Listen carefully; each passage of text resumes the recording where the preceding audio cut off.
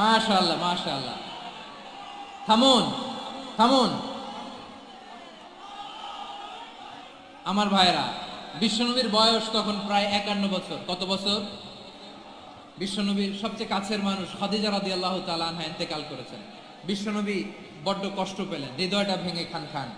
যিনি ঘরের ভেতরে বিশ্বনবীকে সান্ত্বনা দিতেন, ভালোবাসা দিতেন, বাইরে গেলে কুরাইশরা বকাঝকা করে, অত্যাচার করে, কিন্তু আম্মাজান খাদিজা রাদিয়াল্লাহু তাআলা আনহা ঘরটারে এমন শান্তির নীড় বানায় রেখেছেন, এই ঘরের ভিতরে ঢুকলে বিশ্বনবীর কলিজাটা ঠান্ডা হয়ে যেত। এজন্য রব্বুল আলামিন বলেন, খাদিজা, ও আমার বান্দি খাদিজা, জান্নাতে এমন স্পেশাল একটা ঘর আমি তোমার জন্য রেডি করে রেখেছি। ওই ঘরের মধ্যে কোনো আওয়াজ নাই, ওই ঘরের মধ্যে কোনো নয়েজ নাই, ওই ঘরে কোনো বিশৃঙ্খলা নাই। কারণ মক্কার জমিনে আমার নবী কুরাইশদের বিশৃঙ্খলা